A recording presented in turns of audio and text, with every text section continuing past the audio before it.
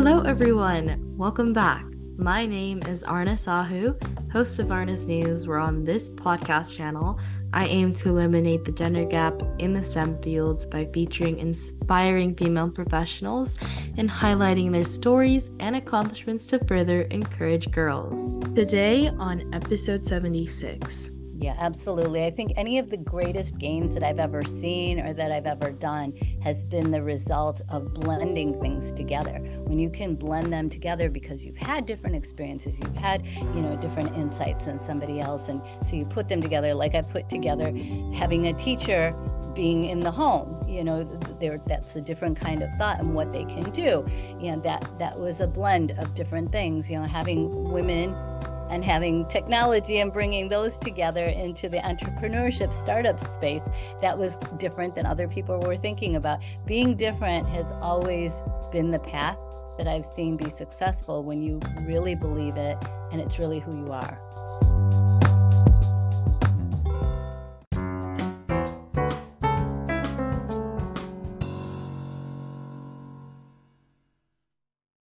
Today on episode 76, I'm pleased to answer guest Terri Brax. As the founder and CEO of Women Tech Founders, an organization that shares the stories and lessons of visionary women at the forefront of the tech industry, and founder and CEO of Teacher Care Inc., a company that provides world-class private education and childcare, she creates platforms that unleash the potential of women and children.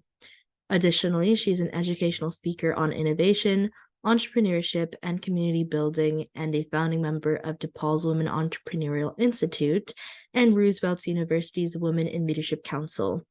She's been a Forbes Woman, the Tribune's Most Remarkable Women, the Herald's Influential Women in Business, 50 on Fire Civic Leader, Comcast Newsmaker, and featured in Crain's, The New York Times, Entrepreneur Magazine, and others. So thank you so much, Terri, for being here today. Before we dive into the questions, would you like to introduce yourself? Yes, and Aarna, I am so honored to be here. This is wonderful what you're doing, and I'm so happy to have the opportunity to help in any way that I can. My name's Terri, and I think Aarna has pretty much given all the information that I can think of at this moment, so I will leave it at that. Thank you, Aarna. Of course. So my first question for you is tell us a bit about your career path. Yes, and so my career path, I feel like, started before I started working, as with a lot of people, especially people who go into like social impact type of work. The seeds are often there when you're really, really young. And in my situation, I had been adopted very young, and my adoptive parents had struggled with mental health issues. And I had a mom who was a political prisoner, and she had been through some horrific types of situations, which back in the day, they didn't have mental health counseling and all these types of things. It really wasn't understood what she was going through. But while she was not, quote unquote, qualified to have a white healthy baby at that point, she was giving the option to adopt children who were of color or who had handicaps, or they said at that point, quote unquote, handicaps. So my brother was born with one hand and some other physical challenges, and he and I were adopted, and we had some challenging situations growing up. There was a lot of racism. We grew up in an area that there wasn't like any understanding about looking different from the norm. And I was literally the only minority in my school, that type of thing. I think that worldview that I had, understanding what my mom had gone through, understanding what my brother had gone through, and then some of the difficulties that came up through all of that had always set me on a path where I wanted to be able to improve lives. I had like no idea how to do it at that point, and I didn't have guidance on how to do it. So I was just talking to my daughter about this. I have spent like my whole life, like just kind of stumbling through things, trying to figure them out as I go, making lots of mistakes along the way and trying to self-correct. And that has served me really well. I took my first job was as a waitress, and I learned about people, and I learned how much I enjoyed working with people, being part of a team, serving other people, and the challenges that came with that, I think gave me a really solid base to be able to go on to my next moves, which were I went into computer sales. They were called large mainframe sales to the government, things like that. And again, it was a lot about people skills and wound up specializing in small business. And from that point, I kind of got the bug, the entrepreneur bug. And I also had a friend that was starting a business. And so I had a chance to see how that is done.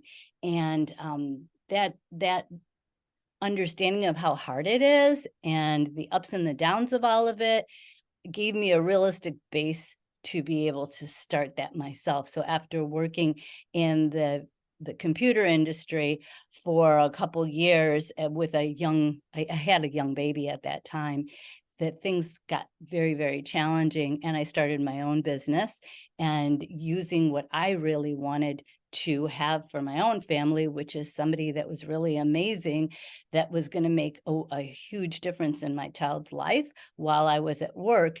And my best friend had a teacher that she wound up having in her home, and just seeing the difference, I could tell, versus somebody who was untrained or not understanding the value of education for a young child, I could see the difference that made. I knew other parents would want that as well.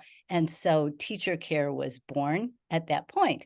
And Teacher Care is an agency now that provides teachers that work in private families' homes. They do childcare as an alternative to a nanny. They do home learning pods, homeschooling. Really, it's an alternative to the classroom that allows a family to be able to meet different challenges with children with special needs, just do a lot of amazing things with children. And during that time, I wanted to be able to scale that. And I kind of leaned on some of my technology background and put together an online platform, which took me into the startup world that was just starting in Chicago, which was super exciting. And I thought, okay, this is how we can grow, and there was going to be an amazing amount of support and all that type of thing, but it was just getting started in Chicago, and there were virtually no women anywhere. So at that point, they said that there were 3% of all the startups were led by women. And so there weren't those role models. There weren't, it was more like it was built around the idea of doing all-nighters and things like that, as a young mom and things like that, you can't do. So I gradually got to meet a few of the other women who were working on startups, and we together formed Women Tech Founders, which is now basically an association for women to help them grow their startups, to connect with each other. And we put on a lot of events, things like that as well, but it's about supporting each other. I absolutely love that. I mean, whenever you had a situation or a problem that arose, you decided to take action, and as you said, you self-corrected yourself. You saw like the problem of how many different kids weren't given the access to education, and you decided to tackle that problem and provide that platform to people. So what you did was you kind of saw this problem and you took it upon yourself to help that, not for yourself, but for other people. And I think that's truly admirable. And I'm so happy that, I'm able to talk to you here. Well, same here, same here.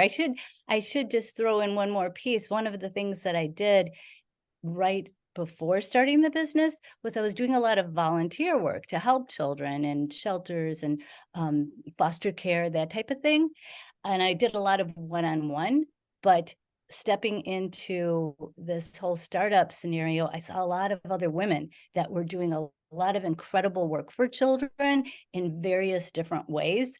And that was what really stuck with me, that if I could get behind them they could help a lot of people, in a lot of really amazing ways.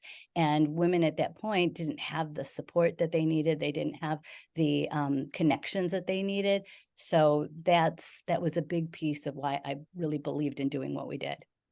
Absolutely. And my question for you is, what advice would you give someone wanting to pursue a career similar to yours? And do you have any tips to succeed?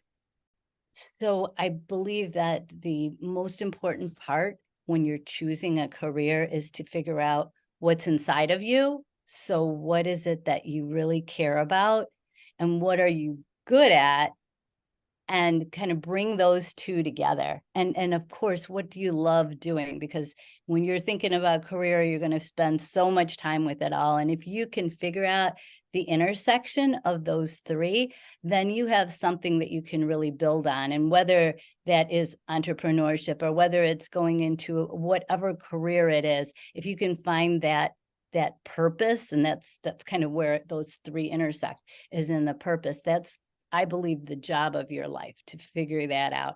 And I believe that everyone has a unique, amazing purpose.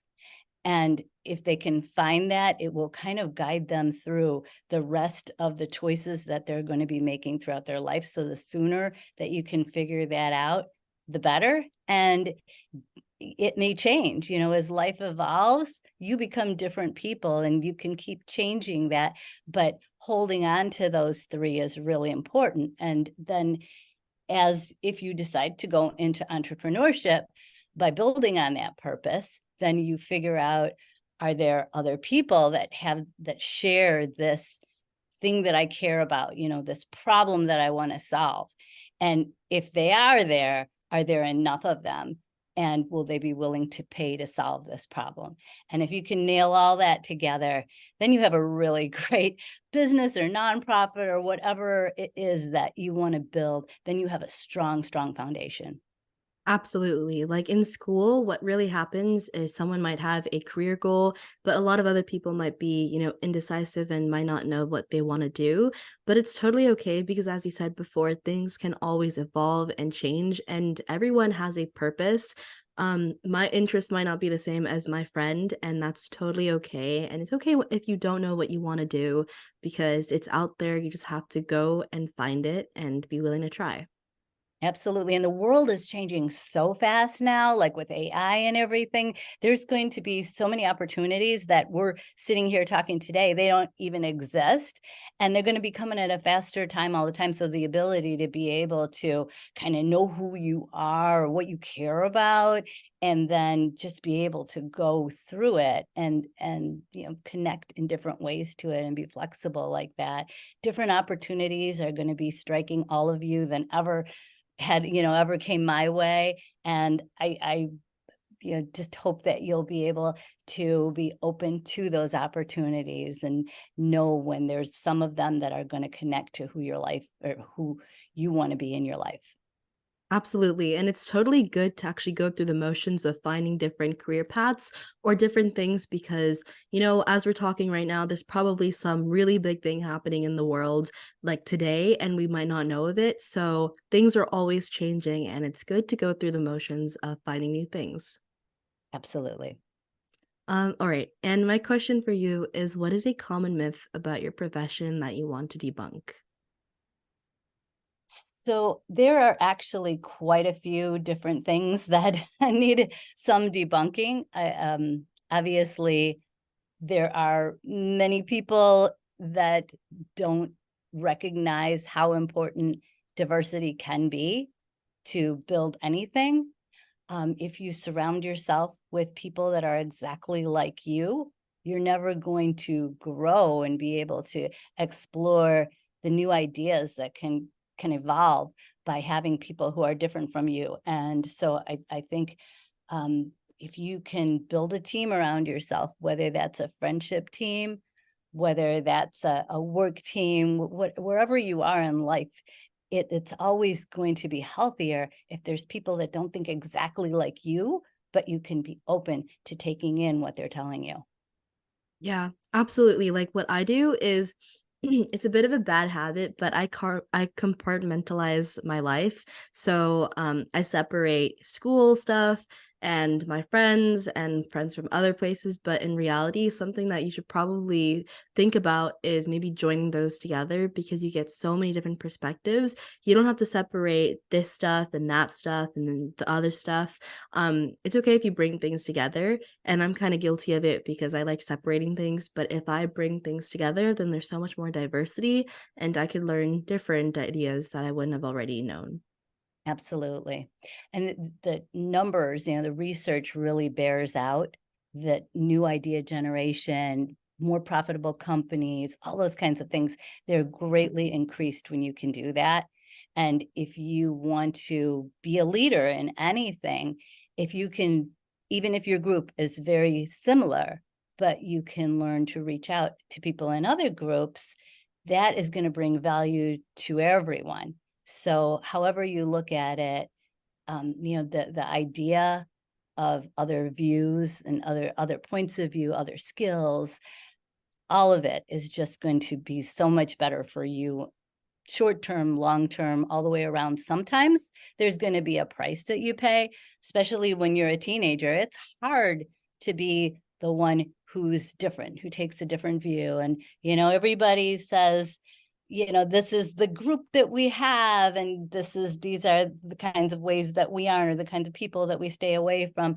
But if you can be open to taking the time and the effort to reach out to some of these people that others don't understand, that can open your worldview, and then it can change other people's worldviews as well. Absolutely. And it's really hard to go away from that path. Like in school, there's always going to be that type of clique that everyone wants to be a part of. And if you stray away from the quote unquote goals that they have, then you're going to be an outlier. But it goes back to the diversity that you said, that no one really wants to be the exact same in like the corporate world or actually just in life. So it's okay. And it's actually good to stray away from the normal path and figure out yourself early on because everyone has a purpose. Absolutely. And a lot of times, you'll have people tell you that your value isn't important, that your thought is not correct, and you have to be able to realize if this is something that you believe, it's come from somewhere. It's come from your unique mix of your genetics and your experiences that you've had in life. And, no one can tell you that you are wrong about having a belief that's important to you. Absolutely. And my question for you is, if you could step into my shoes, what would you have asked yourself that I didn't? That would probably be the big thing that I would say is I lacked a lot of confidence when I was young because I had a lot of negative messages. And I know that there's a lot of young people that get a lot of negative messages. And it's so hard because as a society or whatever, people who are older than you or richer than you or whatever, they're supposed to know more than you do. But if you realize that you know more about you than anybody else knows, that's going to set you up for success. That's what I Absolutely. wish somebody would have told me, because it gives you the faith to take that step, to take that risk. And then when you take that risk, sometimes you're going to fall down. And those people who are like, you should have never done it, you're going to learn from that mistake. And if you can walk away with your head high, knowing like, I learned something and I'm going to use that next time, it may seem like in the moment, it's like the worst thing that ever happened.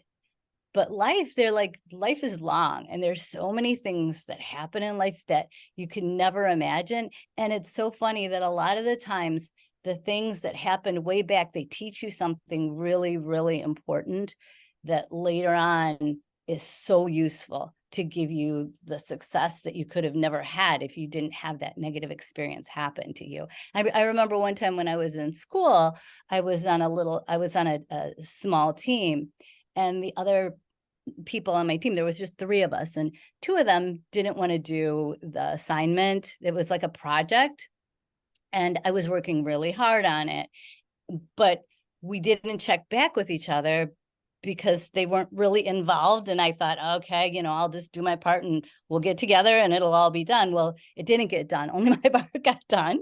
And I was really upset about it. But I thought that the teacher would say, okay, she did hers, you guys didn't do yours, but didn't go like that. We all wound up flunking that.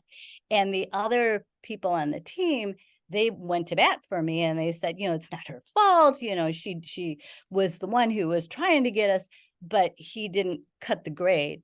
And at that time I thought, this is the most unfair thing in the world that this has happened. But, becoming an entrepreneur, God, that's such a great lesson. Your team doesn't come through, the badges don't get made, or the whatever doesn't get picked up. You better be ready to go do it. And so that negative lesson certainly has helped me throughout all of this. Absolutely. And you really never know when something might come along in like later years because, for example, your group didn't really do their part, only you did. But later on, as you became an entrepreneur, you knew that this might have happened and you were able to reroute based on that. So you actually took the chances that you could. And as a student, it's kind of hard to navigate around what other people say, like especially people older than me, because they might seem that they have a lot of expertise.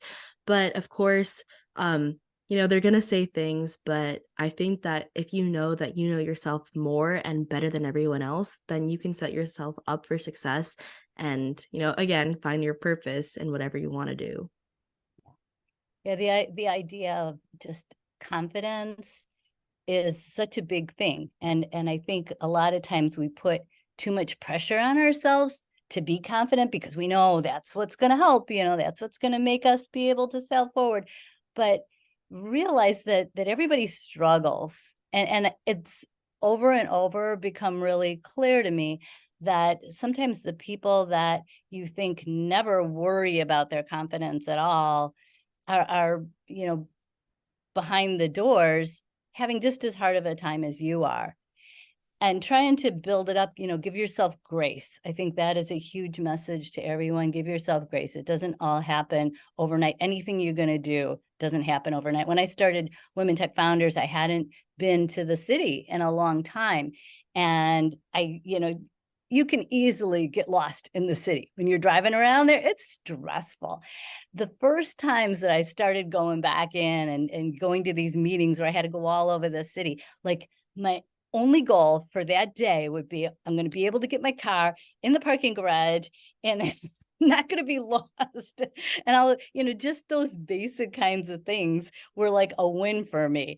And then I would be like, okay, this is a great day, now I'll do the next little thing. But being able to give yourself a pat on the back when you do those little things, instead of being so hard on yourself, like, okay, I did this big thing and, whatever happened, the little things, they'll get you there, but you have to take them step by step and have people around you that are going to be your cheerleaders. The first time that I got on stage and started speaking, I had this amazing woman named Jill, and she ran this big organization, and she was our host. But I had created Women Tech Founders. I had hired her not hired her. She volunteered. She had to come on and be the face of the whole thing, opening it, and the person that would have the personality, because I was like, I thought I could never do that. At the end of all of this, there were a couple of things that happened, actually. One of them was that all the women helped. Like, they knew that I wasn't a professional speaker, and most of them weren't either, but everybody knew something. And they were all the kind of mindset of an entrepreneur. Well, we're going to figure it all out. And one person's like, okay, we should put the chairs right over here. And when another person's like, yeah, we need to fix the lighting, blah, blah, blah, And so everybody did a role. And at the very end, when we were closing out, I was on stage with a couple other people, and it was the closing, and I saw Jill was standing on the side, and I motioned to her to come over because I wanted her to make this big grand finale end. And she backed up and she's like, you need to do this. And, there were a lot of important people that were in the room at that time, and she could have easily been the one to take over, but she didn't. Again, like, she gave grace, not to, she gave grace to us, to me, to everyone that was standing up there on the stage, and she let everybody there shine. And I think that giving grace to yourself and to other people is just huge. I love that story. I mean, she could have taken that speech and she could have made like the grand finale, but she gave you the opportunity to actually speak your mind. And I think that's amazing. Another thing that I want to add on to that is we're all basically the same. We all have 24 hours and we all have different issues. I don't think that anyone is perfect. There's probably something that people need to work on. So, if you feel bad about doing a presentation, thinking that you're not good enough or you're not confident enough or you're going to stutter, don't fret because there's probably someone out there who's doing just that, but they know that and they're using that to their advantage to become a better person. So don't put yourself down and keep your head high. Absolutely. Very well said. Thank you. And my question for you is what are the best resources slash books that have helped you find your career path? I tried to narrow that down, and I had such a hard time because I love to read. I think that reading is so important, but so is listening to podcasts like yours. I mean, so is looking at role models that are out there. So I don't want to narrow it just down to one thing. I feel like books and those types of things have given me a roadmap forever. Growing up with the situation that I had, there were a lot of negative messages that were all around.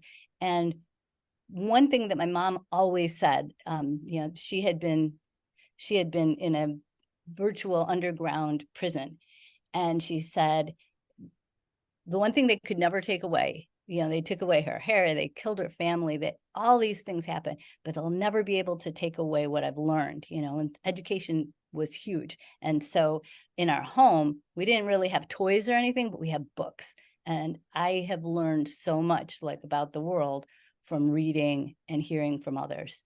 So there are books that ever since, you're a little kid and you're listening to The Engine That Could, to all the different messages that you take from self-help books. I love business self-help books. And as I've become an entrepreneur, there's a lot of different ones. And, if anybody wants, I'd be happy to give them my little list of business books. But I think there's so much value in any learning that you can do through books. So I don't want to just narrow it down to one. Absolutely. Like what you just said right there shows how priceless education can be. Like people can take away anything that they can put their hands on, but what they can't is your mind and the stuff that you know and have learned. And education and books are a big part of that. I'm someone who isn't too big of a reader, but I've been trying to fix that. But I know how important reading can be and finding stuff through words. So I think that is extremely crucial as well. Well, I know you're pretty busy, so I imagine it's pretty hard for you to sit down with a bunch of books. No, no, yeah. And my question for you is what do you think is a vital factor that shaped your career? What was your life before learning it, and what was your life after learning it? I think, again, I'm going to go to confidence. I think growing it slowly and getting that confidence was a, a changer for each level of my life. And I started out every step, I think, unconfident, but I guess in a way, as I'm talking here, I realized that maybe that made me more open to listening to everyone around me. I'm really good at listening to a lot of people's opinions and taking them very seriously and trying to integrate them into my thoughts to understand, what I believe and what I don't believe. And gathering all of that up gave me confidence to move to the next step then. And like I said earlier, there's trial and failure, but it's a cycle that, you just keep iterating until you get it right. Absolutely. Like what you just said right there was that you went through trial and error and you went through the motions of going step by step. And although you were, unconfident at first, you slowly built up your confidence and you became someone who was able to be a leader and really understand other people's emotions and opinions and bring that together. So I think that the best thing is kind of like the motto practice makes perfect. Like, of course, you're going to put yourself in places where you might be the most unconfident, the most scared. But as you slowly build up yourself and build your presence, you're going to bring that confidence up to a higher level, and you'll become a person of compassion and kindness as you bring other people's opinions together. Absolutely. And I think the fear of failure too, I think that was a big piece that in the beginning, I wanted to do everything perfectly, and I let that stop me from doing things. And I also didn't have enough trust in some of the opportunities that came past. I thought, oh, they're too good to be real. And, that just came from like the littlest things, people initiating friendships to, work type of things that were opportunities. I just thought, oh, this is too good, you know, to be able to kind of lean into, yeah, that's good. That's real. I can have some faith. And even if it doesn't work out and I fail, it's okay too. And I'll learn from that too, is a big deal. And then when things go well, having the trust to build collaborations is the other thing, to know that you have worthiness to give the world that's uniquely yours, that the world wouldn't have if you didn't exist. And to figure that out and then be able to collaborate with other people, that is a huge skill. That's something that I wish is taught more at school. I know at least it wasn't to me, but the ability to collaborate with others is super important. And having the openness and the confidence to do that all goes together. Yeah, I mean, as a student, who, went through COVID-19 online learning, it was kind of hard to make those connections and collaborate with people. And then Yeah. when we went back to school, it was even harder to adapt. But I feel like that's one of the big things that school teaches or should teach, to be honest, is how to collaborate with a variety of people, because there's going to be people who are, super uncooperative, and then people who are extremely shy and say yes to whatever, and there's going to be like the leader who bosses people around, and there's going to be an empathetic person who takes notes. There's going to be a lot of different people that you meet, and trying to figure out how you can make things work together. I think that's a skill that is extremely helpful and can help in any situation. Absolutely. And my last question for you before we end off the interview is, what's one thing you wish you had known when you began your career path? When I began my career path, I thought that there was one career path. And now I realize that it's really amazing because life doesn't work like that. You get to try different things, and everything that you try, it gives you new insight into something else that you might want to do. So you might start out thinking that you want to be I don't know, an accountant or what, any career, name X. And you get into it and you realize this is not for me. When you switch that career into a new career, you got something that anybody else in that new career doesn't have experience in. And it's amazing how oftentimes it's the blending again. It's you have a different mindset, you're special, and it gives you an opportunity to advance in that second career. You might see it as a liability coming in, but it's funny how over and over again, I've seen that to be true.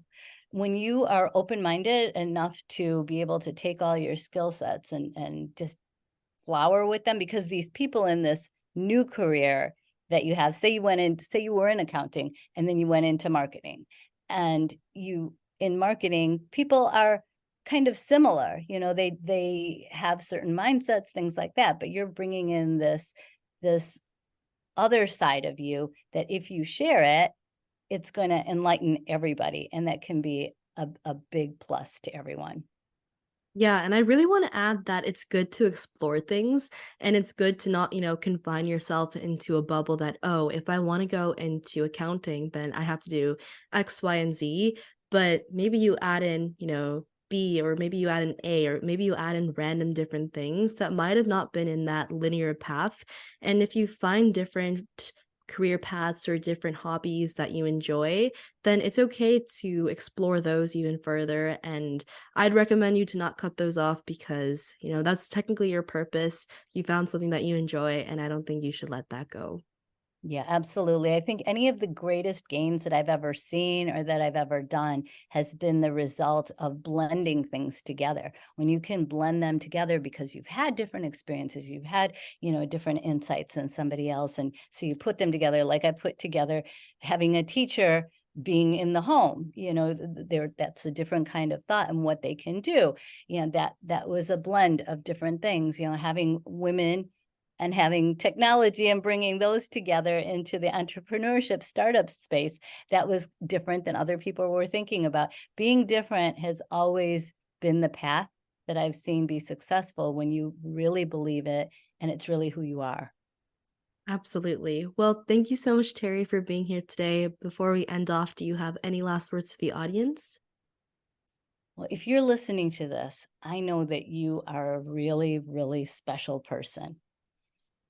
The average person is living a life that's more of a consumer. And if you are listening to this, you've also got the mindset of a maker.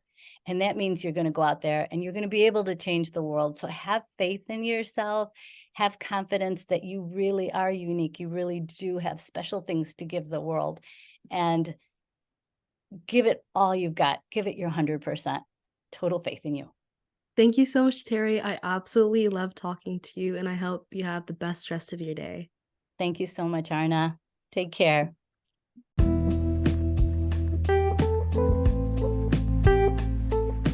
And here are my 3 cents on this episode with Terri. The power of emotional support.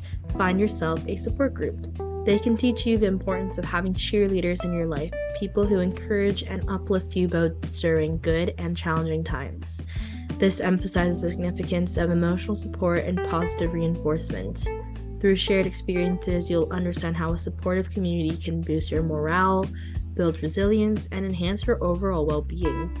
The priceless value of education, which is a support group here, can foster a culture of continuous learning. Through discussions, shared insights, and diverse perspectives, you can gain knowledge and skills that contribute to personal and professional growth. This underscores the idea that education is not limited to formal settings, but extends to the ongoing exchange of ideas, experiences, and information within a supportive community. And celebrating small wins, recognition and appreciation here. In this support group, you're likely to celebrate both big and small achievements. This practice reinforces the importance of acknowledging and appreciating even the smallest victories in your journeys. Learning to celebrate small wins helps cultivate a positive mindset, boosts motivation, and encourages perseverance. It teaches you that progress is often incremental, and recognizing these steps forward is crucial for sustained success.